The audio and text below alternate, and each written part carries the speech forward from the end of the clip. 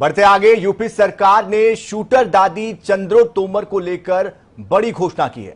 नोएडा में स्थापित shooting range का नाम शूटर दादी चंद्रो तोमर के नाम पर रखा जाएगा। सीएम योगी ने ट्वीट करते हुए इसके बारे में यह कहा है कि नोएडा में स्थापित शूटिंग रेंज को अब प्रख्यात निशानेबाज, जीवटता, जिजीविषा और नारी सशक्तिकरण की प्रतीक चंद्रो तोमर जी के नाम से जाना जाएगा। चंद्रो तोमर जी के नाम पर शूटिंग रेंज का नामकरण किया जाएगा। यूपी गवर्नमेंट के मिशन शक्ति अभियान की भावनाओं के अनुरूप मातृशक्ति को इसके जरिए नमन किया गया।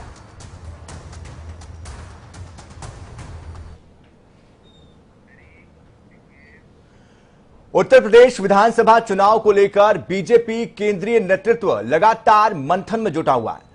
बात यह भी निकलकर सामने आई है कि सरकार में फेरबदल संभव है और इस बीच बीजेपी के राष्ट्रीय महामंत्री बीएल संतोष और यूपी प्रभारी राधा मोहन सिंह 1 महीने के भीतर दूसरी बार लखनऊ पहुंचे हैं। आपको बता दें कि 4.5 साल में पहली बार ऐसा हुआ है कि मुख्यमंत्री योगी आदित्यनाथ, डिप्टी सीएम केशव प्रसाद मौर्य उनके सरकारी आवास पर पहुंचे। साथ में संघ के वरिष्ठ कार्यकर्ता भी मौजूद रहे, जिसके बाद प्रदेश के राजनीतिक गलियारों में एक बार फिर से चर्चाओं का बाजार गर्म हो गया है।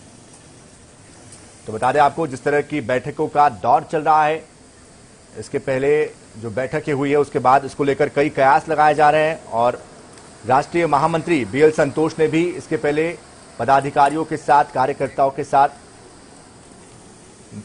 बैठक उन्होंने की थी और बैठक में कई मुद्दों पर चर्चा होने की बात सामने आई है। भारतीय जनता पार्टी का शीर्ष नेतृत्व उत्तर प्रदेश में साल 2022 में होने वाले विधानसभा चुनाव में एक बार फिर से जीत को लेकर बेहद गंभीर है। भाजपा के राष्ट्रीय महामंत्री संगठन बीएल संतोष का 15 दिन में लगातार दूसरा लखनऊ का दौरा इस गंभीरता को दर्शा रहा है। बीएल संतोष ने सोमवार के बाद मंगलवार को भी कोर टीम के साथ बैठक की है। बैठक में बीएल संतोष के साथ भाजपा उत्तर प्रदेश के प्रभारी पूर्व केंद्रीय मंत्री राधा मोहन सिंह, मुख्यमंत्री योगी आदित्यनाथ, उप मुख्यमंत्री केशव प्रसाद मौर्य और डॉक्टर दिनेश शर्मा के साथ भाजपा उत्तर प्रदेश के अध्यक्ष स्वतंत्र देव सिंह और भाजपा उत्तर प्रदेश के महामंत्री संगठन सुनील बंसल भी मौजूद थे। कोर कमेटी की इस बैठक में भाजपा उत्तर प्रदेश के पूर्व अध्यक्षों के साथ ही योगी आदित्यनाथ मंत्रिमंडल के कैबिनेट मंत्री और नवनियुक्त भाजपा प्रदेश उपाध्यक्ष विधान परिषद सदस्य अरविंद कुमार शर्मा भी मौजूद थे। बैठक के दौरान बीएल संतोष ने कहा है कि आप सभी को विशेष ध्यान रखना है कि हाल के बंगाल विधानसभा के चुनाव परिणाम उत्तर प्रदेश में असर न डाले। हम सभी को बंगाल चुनाव के नतीजों से सबक लेने की जरूरत है। वहां पर हुई कोई भी गलती यहां पर ना दोहराई जाए। हम सभी को साल 2022 का विधानसभा चुनाव हर हाल में जीतना है। के क्षेत्र में जो चल रहे हैं, अपने वैक्सीनेशन अधिक से अधिक उसका प्रचार प्रसार नीचे हो और उसके लिए भी चर्चा हुई, सभी बिंदुओं पर चर्चा हुई। यानी संगठन के गठन से लेकर सोशल मीडिया के गठन तक सभी बिंदुओं पर चर्चा हुआ और जो पैकेज है दीपावली तक सभी गरीबों को फ्री देने का, वैक्सीन राशन फ्री देने की जो योजना है सरकार की दीपावली तक, और इसके लिए भी नीचे तक कार्यकर्ता सभी गरीबों को राशन ठीक ढंग से मिल जाए, इसकी भी चिंता करें। वैक्सीनेशन नीचे तक लोगों को लगे, इसका प्रचार प्रसार करके स्वयं लगे। सरकार के साथ साथ संगठन के भी नीचे तक बूथ कमेटियां और संगठन के समस्त पदाधिकारी, सांसद, विधायक भी इसमें लगेंगे। और जो कार्यक्रम, आगामी कार्यक्रम हमारे यहाँ अभियान जितने चल रहे हैं, वो अभियान की सक्रियता पर चर्चा हुई। जो समीक्षा उसकी आदरणीय संतोष जी ने किया, वह अभी दूसरी बैठक जो है सभी पूर्व अध्यक्ष मंत्रिमंडल की यह बैठक है, दूसरी बैठक है। इसमें भी मिशन 2022 प्लस संगठन, सरकार की योजनाएं नीचे तक विकास, डेवलपमेंट, सभी की चर्चा करेंगे।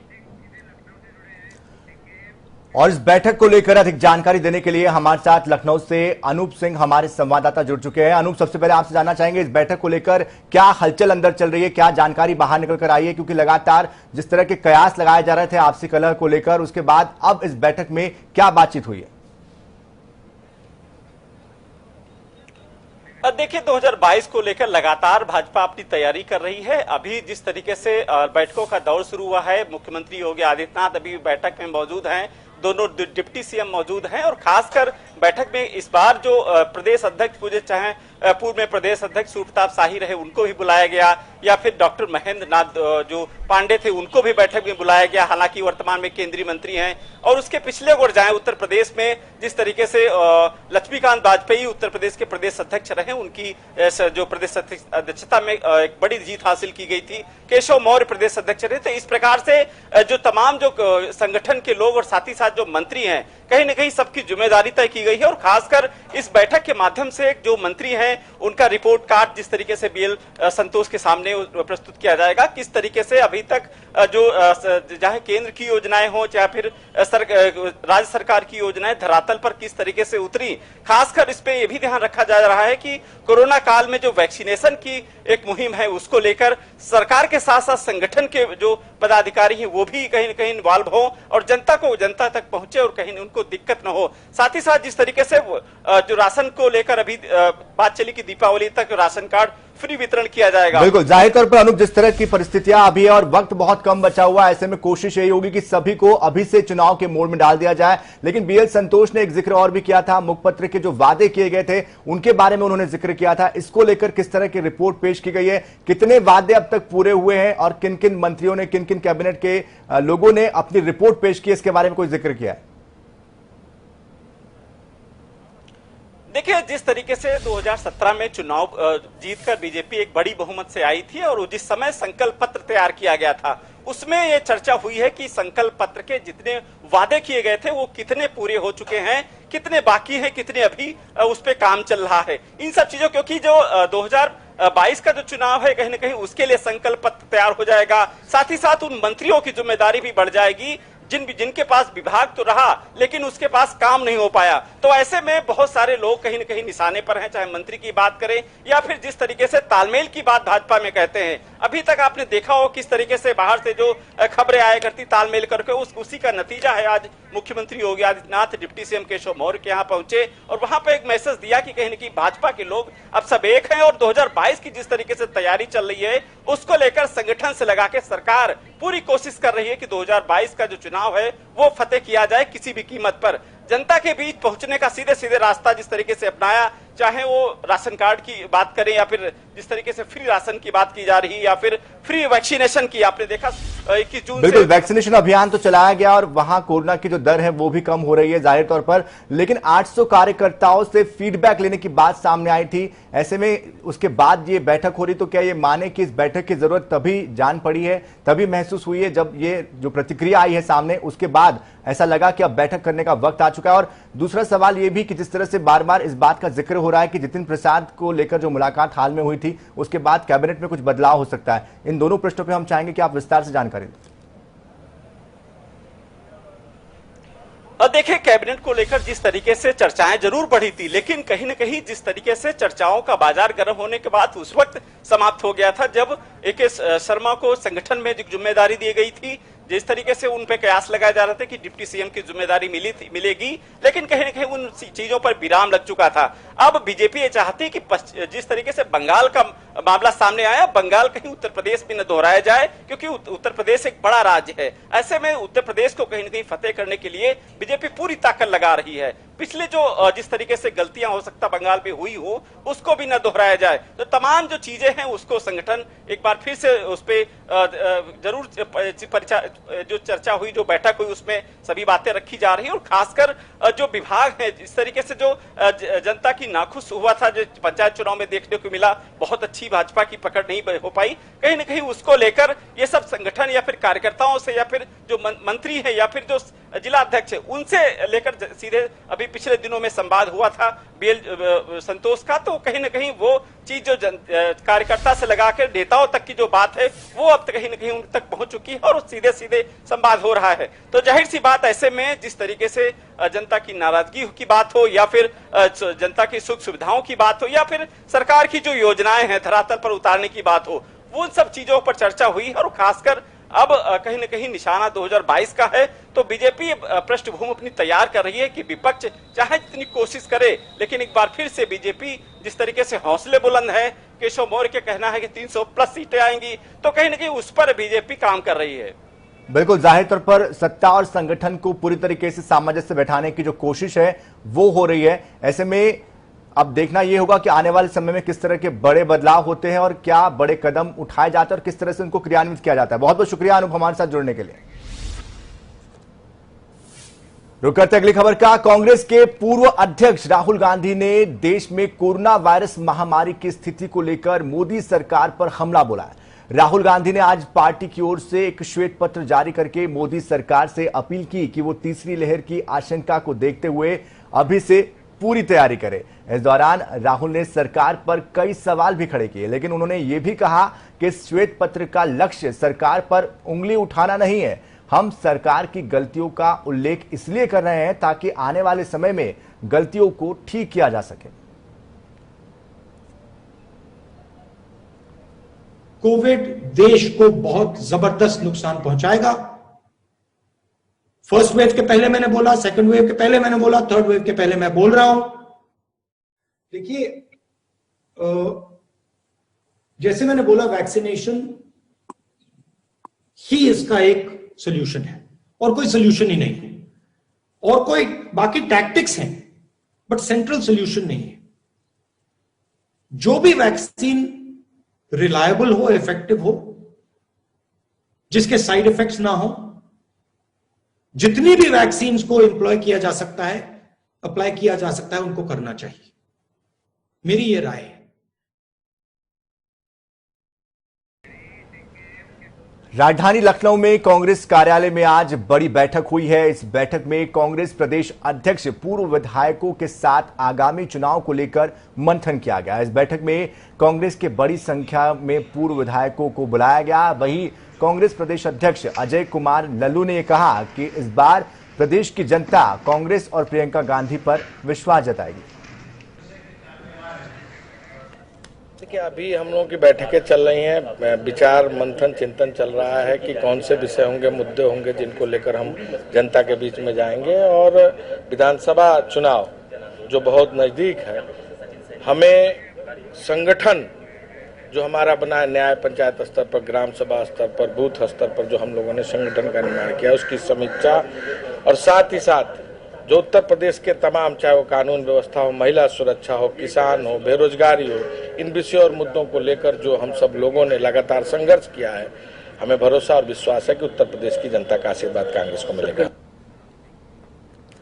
उत्तर प्रदेश भारतीय जनता पार्टी के नए प्रदेश उपाध्यक्ष ए.के. शर्मा ने पार्टी प्रदेश अध्यक्ष स्वतंत्र देव सिंह के नाम एक पत्र लिखा है, जिसमें उन्होंने खुद को उत्तर प्रदेश भाजपा का उपाध्यक्ष नियुक्त किए जाने के लिए धन्यवाद दिया। वहीं इस पत्र में उन्होंने यूपी के अगले विधानसभा चुनाव को लेकर कुछ ऐसे संकेत दिए हैं जिसे जानकर योगी विरोधियों के खेमे में खलबली मच गई है।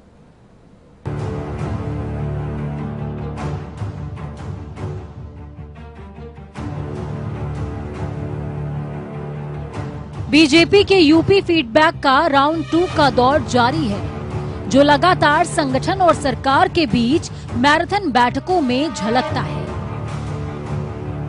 संगठन इन बैठकों से बीजेपी में मची आंतरिक खलबली को भी चार दीवारी में समेटने की कोशिश कर रहा है, जिसको लेकर अब सकारात्मक परिणाम भी दिखने लगे हैं। लेकिन योगी के चेहरे पर सरकार के मौजूदा मंत्रियों के बयान से कयासों के झाग लगातार फैल रहे हैं। बीजेपी संगठन राष्ट्रीय महामंत्री बीएल संतोष इस महीने में दूसरी बार लखनऊ दौरे पर हैं, जो सरकार और संगठन के बीच बैठकों के माध्यम से लगातार सुलह करवाने की कोशिश कर रहे हैं, जिसकी एक तस्वीर तब सामने आई जब हाल ही में बनाए गए बीजेपी प्रदेश उपाध्यक्ष ए.के. शर्मा ने प्रदेश अध्यक्ष स्वतंत्र देव सिंह के नाम पत्र लिखा। पत्र में ए.के. शर्मा ने खुद को उत्तर प्रदेश भाजपा का उपाध्यक्ष नियुक्त किए जाने के लिए धन्यवाद दिया है। साथ ही उन्होंने कुछ ऐसा लिखा जिससे विपक्षी खेमे के आरोप और कयास सब धरे के धरे रह गए। ए.के. शर्मा ने पत्र में लिखा कि मुझे विश्वास है कि मुख्यमंत्री योगी आदित्यनाथ के नेतृत्व में होने वाले 2022 के विधानसभा चुनाव में भाजपा को पहले से भी ज्यादा सीटें मिलेंगी। ए.के. शर्मा ने ये सब ऐसे समय में लिखा है जब विपक्षी पार्टी सीएम योगी और आलाकमान के बीच नाराजगी होने का दावा कर रहे हैं। तो वहीं कुछ दिन पहले प्रदेश के उप मुख्यमंत्री केशव प्रसाद मौर्य और कैबिनेट मंत्री स्वामी प्रसाद मौर्य ये कहते नजर आए थे कि चुनाव में नेतृत्व करने वाले चेहरे का फैसला पार्टी आलाकमान करेगा। ऐसे में पीएम मोदी के करीबी माने जाने वाले ए.के. शर्मा ने भी योगी के चेहरे पर मुहर लगा दी है। कहीं न कहीं बीएल संतोष की मैराथन बैठकें पार्टी के आंतरिक कलहों को खत्म करने में कामयाब हो रही हैं। इस पत्र का उद्देश्य एकमात्र यही समझा जा सकता है कि अब यूपी में योगी के चेहरे पर ए.के. शर्मा की तरफ से हाँ कर दी गई है। लेकिन सियासी सवाल अभी बाकी है। सवाल ये कि deputy CM Keshav Prasad Maurya CM योगी के चेहरे पर बिना किसी हीला हवाली के कब तक स्पष्ट जवाब दे पाएंगे। कब यूपी के श्रम मंत्री स्वामी प्रसाद मौर्य कहेंगे कि यूपी का चेहरा योगी ही होंगे। क्या ए.के. शर्मा की तरह ही केशव प्रसाद और स्वामी प्रसाद भी पार्टी नेतृत्व को ऐसा पत्र लिखेंगे। ब्यूरो रिपोर्ट, जनता टीवी। देश के राष्ट्रपति के आगमन से पहले अधिकारियों का कानपुर देहात दौरा तेज हो गया है। मंडलायुक्त राजशेखर ने एडीजी जोन भानु भास्कर और एडीजी रेलवे पीयूष आनंद के साथ मोहित अग्रवाल ने दौरा किया है, जिस दौरान रेलवे स्टेशन रूरा और झिंझक रेलवे स्टेशन का बारीकी से निरीक्षण किया गया। अधिकारियों को आवश्यक दिशा निर्देश भी दिए गए। बता दें कि 25 जून को ट्रेन से राष्ट्रपति कानपुर आएंगे और 27 जून को कानपुर देहात का दौरा करेंगे।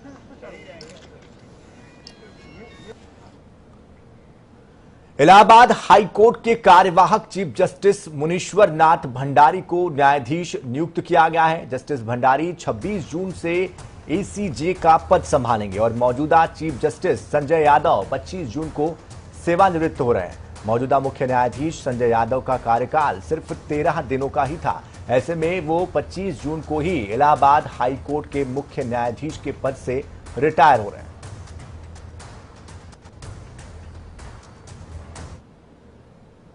रायबरेली के गांव कमंगलपुर में आज कांग्रेस प्रदेश अध्यक्ष अजय लल्लू पहुंचे और बीते शनिवार को चकबंदी के विरोध में ग्रामीणों और पुलिस के बीच महासंग्राम जो हुआ था उसमें दोनों तरफ के लोग घायल हुए थे और ग्रामीणों का यह आरोप था कि सत्ताधारी नेता जबरदस्ती उनकी जमीन कब्जा कर रहे हैं।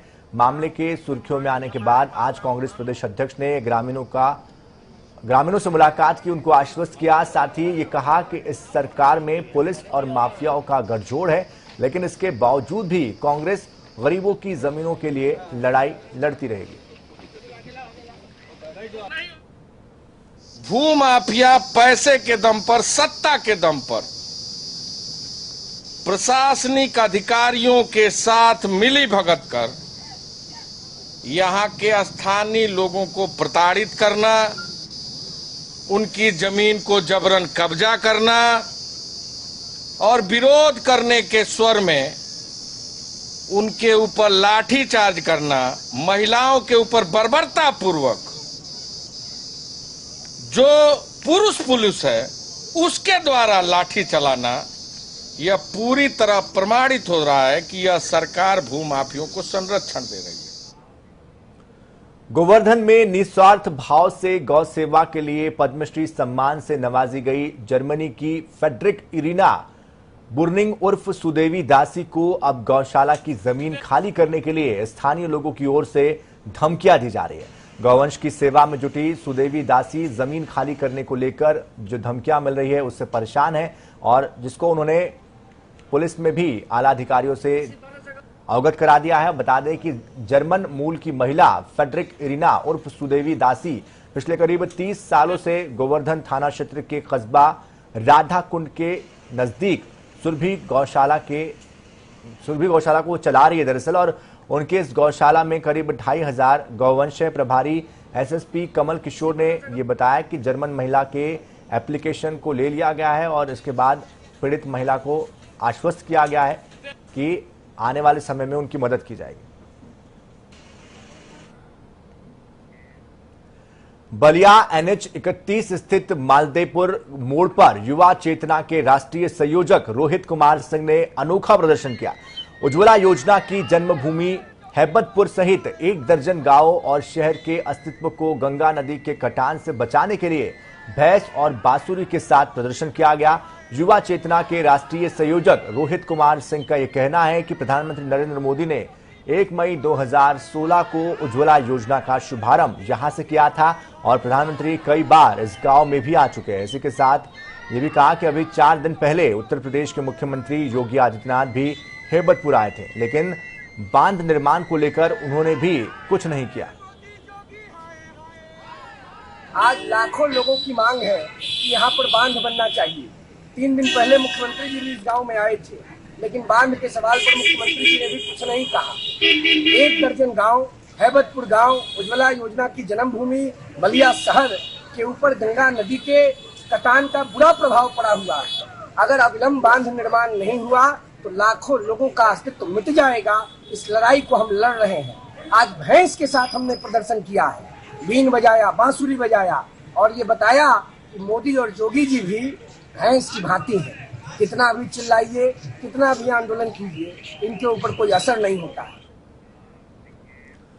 उत्तर प्रदेश में भले ही कोरोना की दूसरी लहर का असर कम होने लगा हो, लेकिन सूबे की सरकार संभावित कोरोना की तीसरी लहर को लेकर सतर्कता और तैयारी में कोई कसर नहीं छोड़ना चाहती।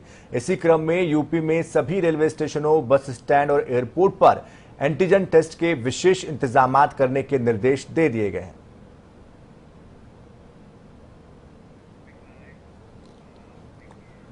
राजधानी लखनऊ में एक बड़ा हादसा हो गया। यहां गोमती नदी में बोलेरो गाड़ी गिर गई, जिसमें कि 7 लोगों को बचा लिया गया, जबकि 1 की मौत हो गई। बता दें कि बोलेरो में सवार 8 लोग एक बारात से लौट रहे थे, जिस दौरान ये बोलेरो अनियंत्रित होकर नदी में चली गई। आनन फानन में एसडीआरएफ और फायर ब्रिगेड की टीम मौके पर पहुंची और जिसने 7 लोगों को रेस्क्यू करते हुए बचा लिया है, जबकि पानी में डूबने से एक युवक की मौत हो गई। बलिया में अराजक तत्वों ने डॉक्टर भीमराव अंबेडकर की प्रतिमा का दाहिना हाथ तोड़ दिया। प्रतिमा तोड़ने से नाराज ग्रामीणों ने सड़क को जाम कर दिया। सूचना मिलते ही मौके पर सीओ सहित पुलिस फोर्स पहुंची और पुलिस ने कड़ी मशक्कत के बाद इस जाम को हटाया। मामले की जांच करने की बात कही गई। मामला ये है कि बाबा साहब अम्बेडकर जी की मूर्ति तोड़ी गई है। ये कैसे टूटी और कौन, कैसे कोई देखा नहीं। रात को सीसी कैमरे में दिखा रहा है, 12:47 पे दिखा रहा है। क्या दिखा रहा है? दिखा रहा है एक बाइक से 3 लोग आए हैं, बाइक खड़ी हुई है और आगे के लिए उसको पीडीएफ उसका भेजा गया है जांच के लिए। अम्बेडकर जी की मूर्ति लगी हुई थी, रात में आज शख्सों ने जो है। सहारनपुर में शातिर भूमाफिया और गैंगस्टर विनोद शर्मा और दिनेश शर्मा की लगभग 2 करोड़ से अधिक की चल अचल संपत्ति कुर्क कर दी गई है। बताया जा रहा है कि दोनों भूमाफियाओं ने बड़गांव सदर बाजार के अंतर्गत मकान और प्लांट मस्टर्ड ऑयल और साथ साथ उद्योग और BMW कार के तमाम कारों के बेड़े के साथ और अन्य संपत्तियों को अर्जित किया था। प्रश्नगत प्रकरण में जो है माननीय जिला मजिस्ट्रेट के न्यायालय से धारा 14 गैंगस्टर एक्ट के तहत कार्यवाही विनोद शर्मा पे की गई थी, जिसके तहत इनके 2 प्लाट कुर्क किए गए हैं जो रात। तो इसी के साथ इस बुलेटिन में फिलहाल इतना ही। ताजा खबरों के लिए, अपडेट्स के लिए आप बने रहिए जनता टीवी के साथ। नमस्कार।